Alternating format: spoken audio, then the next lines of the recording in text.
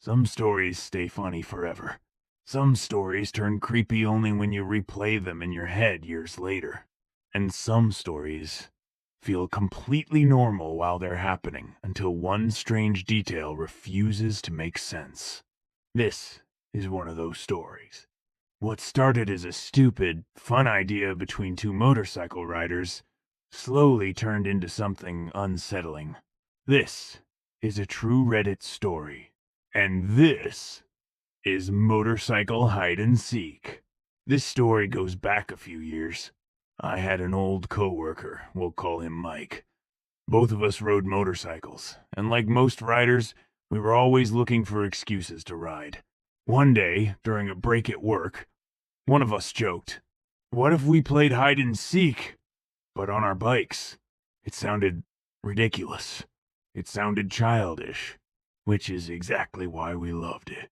After work, we picked a large public plot of land.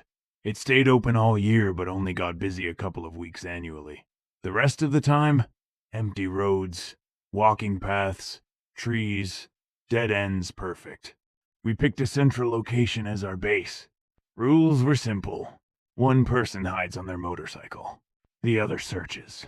If you're stuck, text for a hint. If things get boring, switch roles. No prize. No goal. Just two grown adults reliving childhood with engines. The first few rounds were amazing. We'd split up, take different paths, duck behind tree lines, hide near dead ends. Sometimes you'd think you were completely alone until a headlight flashed behind you.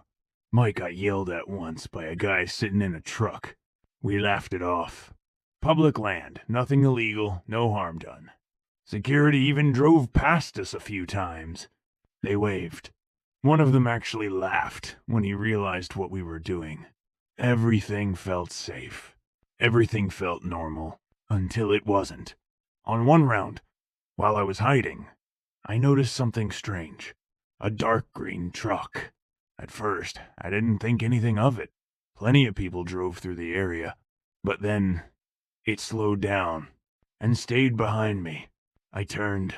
The truck turned. I stopped. The truck stopped. My stomach tightened. I figured maybe he thought I was doing something wrong. So I rode off again. But no matter where I went, he kept showing up. I started changing routes. Main roads, side paths. Walking trails I had avoided earlier, still there.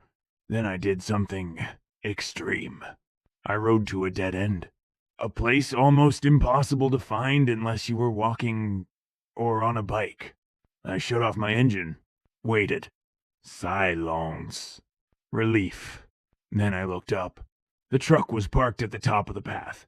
Waiting. Not moving. Just waiting. That's when the fun stopped. My heart was pounding. This wasn't coincidence. This wasn't curiosity. This guy was following me. I pulled out my phone and called Mike. I explained everything. The truck, the paths, the waiting. Mike went quiet. We agreed to meet back at base. As soon as I got back onto the main path, I saw him again. The green truck. This time I didn't test it. I gunned it. Didn't look back.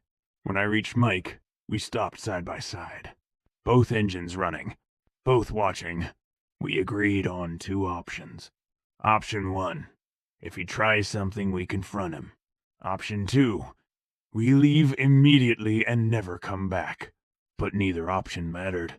Because the moment the old man saw me with someone else, he drove away. Fast. No confrontation. No explanation. Just gone. We stood there for a long time. Security passed by again. They didn't stop us. Didn't warn us. Didn't mention the truck. Which meant one thing. He wasn't staff. He wasn't security. He was just someone. Someone watching. Someone following. And someone who immediately left once he realized I wasn't alone. That detail sticks with me. Because people with good intentions don't disappear like that. We left soon after. Didn't talk much. didn't laugh, just Rhoda. Years later, I still think about it. Nothing happened. No confrontation. No police. No answers. Just a memory that changed tone over time. What was he doing? Why me? Why did he wait? I don't know. Maybe someday I'll hit up Mike again. Maybe we'll ride. Maybe we'll even play hide and seek. But one thing's for sure. I'll never ignore that feeling again. Because sometimes the scariest stories aren't about what happened. They're about what almost did.